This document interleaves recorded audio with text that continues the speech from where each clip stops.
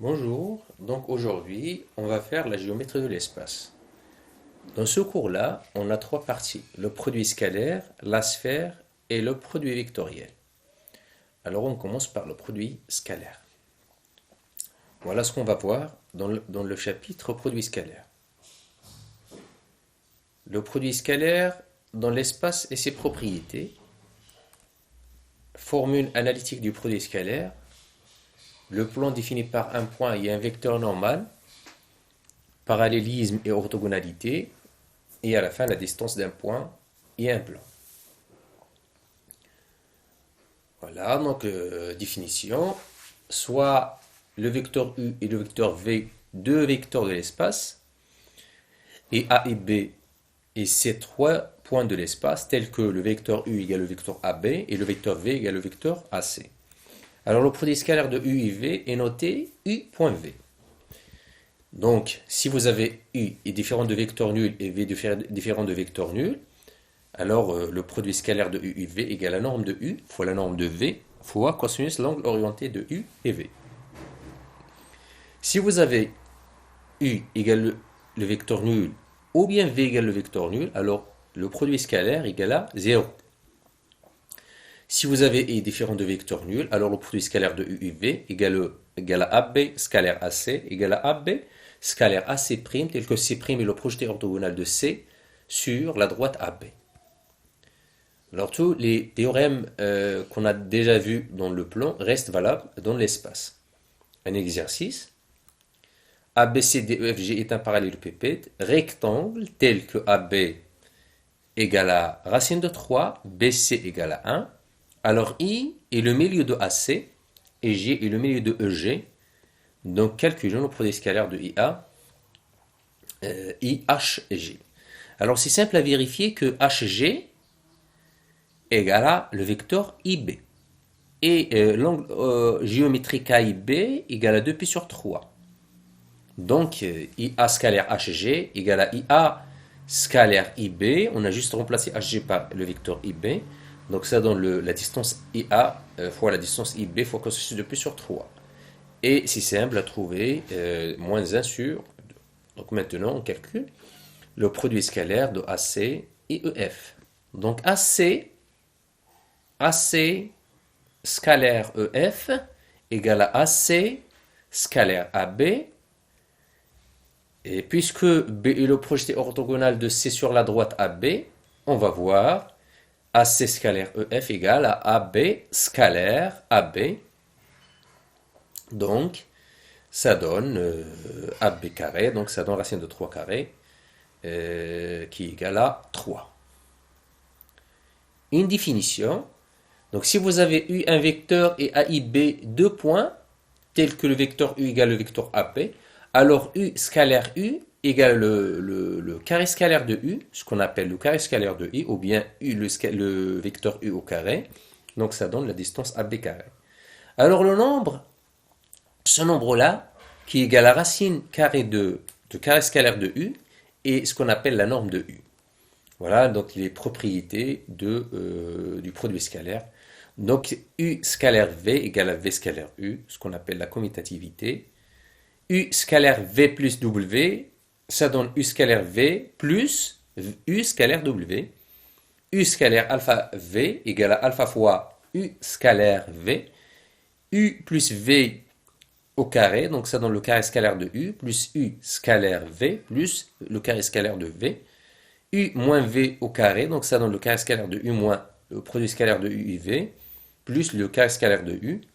U plus V scalaire U moins V, donc ça donne le carré scalaire de U moins le carré scalaire de V.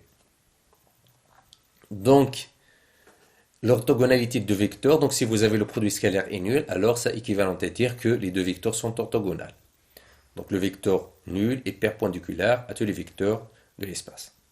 Voilà, donc maintenant passons à la formule analytique des produits scalaires. Donc jusqu'à maintenant, qu'est-ce qu'on a vu? On a vu la formule trigonométrique et le produit scalaire avec la projection. Donc maintenant, on passe à la formule trigonométrique des produits scalaires. Base et repères orthonormés. On appelle repère de l'espace tout quadriplet OIJK constitué d'un point O de l'espace et de trois vecteurs non coplanaires. Donc si IJK sont perpendiculaires 2 à 2, le repère OIJK est dit orthogonal. Si de plus, la norme de I égale la norme de J égale la norme de K égale à 1, le repère OIJK est dit orthonormal. Voilà la formule analytique du produit scalaire. Lorsqu'on menait l'espace d'un repère orthonormé OIJK, on a un vecteur U de coordonnées x, y, z. X s'appelle l'abscisse, y l'ordonnée, z est la cote. La même chose, V', V de coordonnées x', y', z', c'est-à-dire que U égale à x, i plus y, j plus zk, et de même, V égale à x', i plus y', g plus z'k. Alors, en appliquant les règles du calcul du produit scalaire et en exploitant le fait que le repère est normé, alors la norme de I égale à la norme de J égale à la norme de K égale à 1, I scalaire J égale à 0, I scalaire K égale à 0, G scalaire K égale à 0. Donc c'est simple à trouver, le produit scalaire de IV égale à xx' plus yy' plus zz'. Et la norme de I égale à la racine carrée de x carré plus y carré plus z carré, de même. Donc c'est un cas particulier. Donc la distance AB égale à la racine carrée de xb moins xa au carré plus yb moins ya au carré plus zb moins za au carré. Voilà, donc un exercice. Donc maintenant, étant donné que UI est de coordonnées 1, moins 2, 3, V, 2, 3 et 4, alors calculons le produit scalaire de UV. Voilà, donc qu'est-ce qu'on va faire? On va faire seulement l'abscisse fois l'abscisse, plus l'ordonnée fois l'ordonnée, plus la cote fois la cote. Donc U scalaire V égale à 1 fois 2, plus moins 2 fois 3, plus 3 fois 4. Donc ça donne tout simplement 8. Donc déterminons un vecteur W perpendiculaire à U, tel que U est de coordonnées 1, moins 2, 3. Voilà, donc on cherche W de coordonnées X, Y, Z. Alors, puisque W est perpendiculaire à U, alors 1 fois X plus moins 2 fois Y plus 3 fois Z, ça donne 0. Voilà, donc c'est quoi X, Y, Z? En fait, le triplet X, Y, Z, ce n'est autre qu'une solution de l'équation. Donc si vous avez, par exemple, si on prend X égale à moins 1, Y égale à 1, alors Y et Z doit être égal à combien? Égal à 1. Donc voilà, donc c'est une solution de l'équation x moins 2y plus 3z égale à 0. Donc on prend oméga et de coordonnées moins 1, 1, 1. Voilà, donc maintenant on passe à l'ensemble des points M qui vérifie la relation suivante. AM scalaire U égale à K avec où U est un vecteur de l'espace et K un nombre réel. Voilà, donc soit U un vecteur de l'espace et A un point de l'espace et K un nombre réel. Donc AM scalaire U égale à 0, qu'est-ce que ça signifie? Ça signifie que A fois X moins X, A plus B fois Y moins Y, A plus C fois Z moins Z, A égale à K. Donc, on a appliqué seulement la formule analytique du produit scalaire. Donc, ça équivalent à X plus B, Y plus C, Z plus D égale à 0.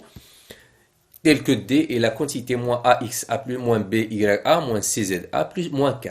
Voilà, donc ça, ce qu'on appelle une équation d'un plan.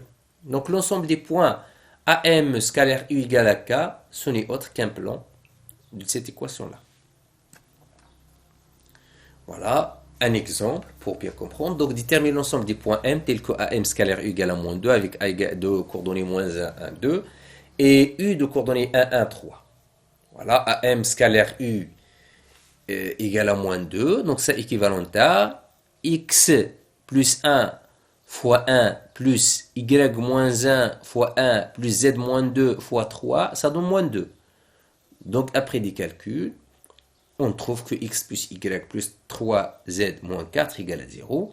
Donc c'est quoi l'ensemble de ces points-là? Donc l'ensemble de ces points-là, ou bien des points 1 qui vérifient AM scalaire u égale à moins 2, et le plan d'équation x plus y plus 3z moins 4 égale à 0. Voilà. Donc maintenant, on passe au plan défini par un point et un vecteur normal. Donc on commence par le vecteur normal d'un plan. Donc le vecteur n est orthogonal au plan P s'il est orthogonal au moins à deux vecteurs non collinéaires de P. Voilà. Ah, donc, si on menait l'espace d'un repère orthonormé au IJK, et si on a ABC différent de 0, 0, 0, donc l'ensemble des points M d'abscisse X de ordonnée Y de code Z de l'espace qui est vérifié à X plus Y plus CZ plus D égale à 0, et le plan de vecteur normal N d'abscisse A d'ordonnée B et de cote C. Voilà, donc on considère le plan P d'équation 5x moins 3y plus 4z moins 2 égale à 0. Alors le vecteur normal de P est le vecteur n de coordonnées 5, moins 3, 4. Voilà, donc un exercice à faire.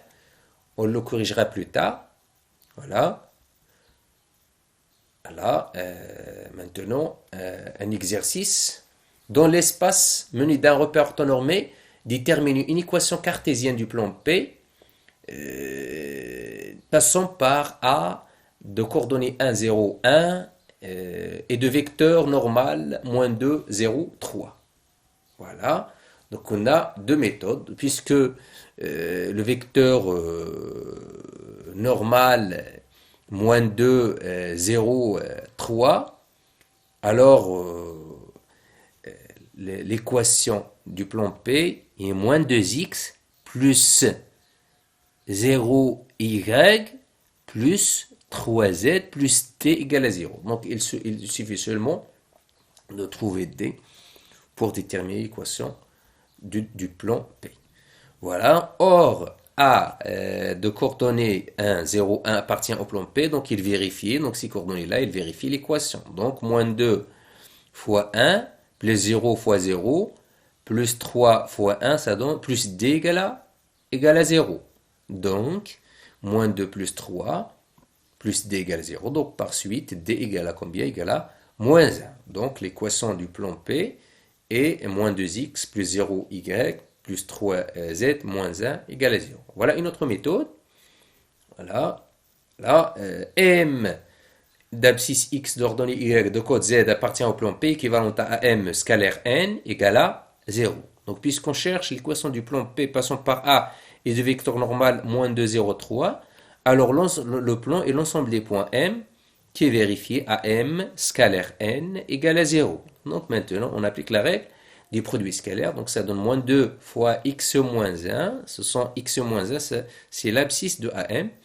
Plus 0, l'ordonnée de n fois l'ordonnée de AM, plus la cote de n fois la cote de AM, ça donne 0. Donc 2x plus 2 plus 0, y plus 3, z moins 1 égale à 0. Donc par suite, on trouve moins 2x plus 0, y plus 3z moins 1 égale à 0. Voilà, on a trouvé la même chose. Donc vous avez deux méthodes pour déterminer l'équation du plan. Voilà, ce sont des exercices à faire. Et comme je vous dis toujours, donc on va corriger ça plus tard. Voilà, ce sont des exercices à faire. Maintenant, on passe au parallélisme et orthogonalité. Maintenant, position relative de deux plans. Donc, deux plans sont perpendiculaires si un vecteur normal de l'un est orthogonal à un vecteur normal de l'autre. Voilà. Regardez ici, dans la figure. Deux plans sont parallèles si leurs vecteurs normaux respectifs sont collinéaires. Voilà. Regardez la figure ici. Deux plans sont séquentes si leurs vecteurs normaux sont non collinéaires. Regardez ici. Voilà, donc c'est simple. Donc maintenant, pour étudier la position relative de deux plans, il suffit seulement d'étudier la collinéarité des vecteurs normaux. Voilà.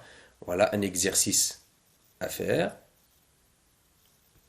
Voilà, donc position relative d'une droite et d'un plan. Donc la droite passant par A et ayant pour vecteur directeur U de coordonnées A, B, C, admet pour représentation paramétrique le système x égale à xa plus at, y égale à ya plus bt, z égale à za plus ct, et t appartient à R. Regardez bien, x, a, y, a, z, a c'est le point. A, et c'est les coordonnées des points A, B, C, c'est les coordonnées de vecteurs directeurs. Donc, un exercice. Donnez la représentation paramétrique de la droite AB. Voilà, c'est simple. Donc, il suffit seulement d'appliquer la règle. Donc, la droite AB passe par le point A et est dirigée par le vecteur AB. Donc, le vecteur directeur, c'est le vecteur AB. Il suffit seulement de trouver les coordonnées de AB. Et on va mettre ces coordonnées-là devant le T. Donc, exemple, donner une représentation, comme je vous ai dit tout à l'heure. Donc, A est dirigé par AB. Donc, vous avez B et A. Et donc, on peut trouver facilement les coordonnées de AB. Donc, AB est de coordonnées 1, moins 2, 4. Et par suite, la droite, c'est D, pour représentation paramétrique. X, voilà, 1, 2, moins 1. Donc, il passe par A. Et de coordonnées, et plus, c'est bon. Puisqu'il est dirigé par AB, voilà, donc plus T, moins 2T, plus 4T. Avec T appartient à R. Il ne faut pas oublier que T peut oublier d'écrire cette condition-là. Donc T appartient à R. Voilà donc comment étudier la position relative d'une droite et d'un plan. Voilà, donc pour étudier la position relative d'une droite et d'un plan, on s'intéresse au vecteur U et le vecteur N. Le vecteur U, le vecteur directeur de la droite, et N, le vecteur normal du plan P. Donc si vous avez U et N sont orthogonaux, alors la droite D est parallèle au plan P. Maintenant, si on note le point A de la droite A appartient au plan P, alors la droite est incluse dans le plan P. Sinon, la droite D est strictement parallèle au plan et leur intersection est vide. Donc maintenant, pour étudier la position relative de droite, comme je vous ai dit, on s'intéresse aux deux vecteurs, le vecteur normal et le vecteur directeur. S'ils sont orthogonaux, alors là, on constate que la droite est perpendiculaire au plan. Et maintenant, on va voir est-ce qu'ils sont confondus, c'est-à-dire est-ce que la droite est incluse ou bien elles sont parallèles strictement. On va remplacer le point A de la droite dans le plan et on va voir si elle vérifie l'équation de la droite. Alors on dit que le point appartient, donc par suite la droite est incluse dans le plan. Sinon, la droite et le plan sont parallèles strictement, c'est-à-dire l'intersection est vide. CU et V ne sont pas orthogonaux, alors la droite et le plan sont séquentes. Leur intersection est un point. Voilà, leur intersection, donc si les vecteurs, les deux vecteurs U et N sont orthogonaux, ne sont pas orthogonaux, alors la droite et le plan sont séquentes. Leur intersection est un point. Si par ailleurs U ici et N sont collinéaires, alors la droite est orthogonale au plan P. Donc c'est un cas particulier, c'est-à-dire s'ils ne sont pas orthogonaux et s'ils sont collinéaires, alors la droite est orthogonale au plan P. Donc pour trouver le point d'intersection de la droite D et le plan P, on résout le système composé de la représentation paramétrique de la droite D et l'équation cartésienne du plan P. Voilà. Voilà un exercice. Donc là, vous avez un plan d'équation x moins y plus 2z plus 3 égale à 0 et delta de représentation paramétrique x égale à 1 moins 1 sur 2 alpha, y moins 2 moins 1 sur 2 alpha, z égale à 3. Plus 0 alpha, bien sûr avec alpha un nombre réel. Donc montrons que delta est parallèle au plan P. Voilà, on s'intéresse, comme je vous ai dit, au vecteur directeur de la droite et vecteur normal du plan. Donc on a P et d'équation x moins y plus 2z plus 3 égale à 0. Alors le vecteur normal est de coordonnées 1, moins 1, 2, 1, moins 1, 2, Et la droite de représentation paramétrique, donc il est dirigé par le vecteur de coordonnées moins a sur 2, moins a sur 2 et 0. Donc on a n scalaire u égale à 0. Par suite, la droite est perpendiculaire ou bien est parallèle à la droite. La droite est parallèle au plan P. Voilà. Un autre exercice, soit P, le plan d'équation de x moins y plus 4z plus 5 égale à 0. Donc détermine une représentation paramétrique de D passant par A et perpendiculaire à P. Donc, puis l'intersection. Donc c'est quoi la représentation paramétrique de la droite passant par le point A et perpendiculaire au plan. Donc pour trouver la représentation, donc, il nous faut deux choses. Il nous faut le point et il nous faut le vecteur directeur. Donc, puisque D est perpendiculaire au plan, alors D est dirigé par le vecteur normal du plan. Donc, D est dirigé par 2, moins 1 et 4. Voilà, donc on a D et de représentation paramétrique x égale à 0 plus 2t, y égale à 1 moins t, z égale à moins 1 plus 4t avec t un nombre réel. Voilà, donc le point d'intersection. Il suffit seulement de remplacer les coordonnées x, y, z dans l'équation et on trouve t, puis on remplace t dans la représentation paramétrique et on trouve le point d'intersection. Voilà, déterminer dans chacun des cas suivants la projection orthogonale du point A sur la droite. Voilà, donc c'est simple, on essaye de faire la même chose, donc des exercices à faire. Et maintenant, on passe à la distance d'un point à un plan. Voilà, donc l'activité, je vous laisse l'activité à faire. Et maintenant, on passe directement à la règle. Donc la distance d'un point A à un plan P.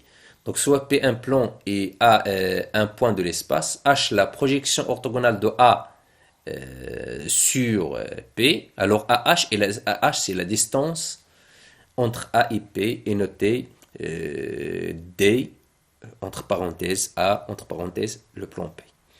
Donc, soit P le plan d'équation AX plus BY plus CZ plus D égale à 0 et A un point de l'espace. Alors, on a la distance entre A et P égale la valeur absolue de AX, A plus BY, A plus CZ, A plus D sur la norme de vecteur normal, c'est-à-dire la norme de racine, c'est-à-dire sur la racine de A carré plus B carré plus C carré. Voilà, donc c'est ça, la distance entre le point A et le plan P. Voilà. Voilà, donc un exercice. Donc soit P le plan d'équation x plus y plus z plus 1 égale à 0 et A un point de l'espace. Alors la distance entre A et P, on remplace A dans l'équation, on trouve 1 plus 1 plus 1 plus 1, la valeur absolue, sur la norme du vecteur normal. Le vecteur normal c'est 1 de coordonnées 1, 1, 1. Donc ça donne la racine carrée de 1 carré plus 1 carré plus 1 carré. Donc ça donne 4 sur racine de 3. Voilà. Donc calculer la distance entre le point A et le plan. On essaie de faire la même chose. Voilà. Donc regardez, on a le point A de coordonnées 0, 0, 1 et P d'équation 5x plus 4y moins 5z égale à 0. Donc qu'est-ce qu'il faut faire? On essaie de remplacer les coordonnées de A dans l'équation et on fait la valeur absolue sur la racine de 5 carré plus 0 plus 4 carré plus moins 5 carré. Donc c'est enfin 5 racines de 76 sur 76. Voilà, donc on essaie de faire la même chose pour la question 2 et la question 3. Et toujours des exercices à faire. Voilà.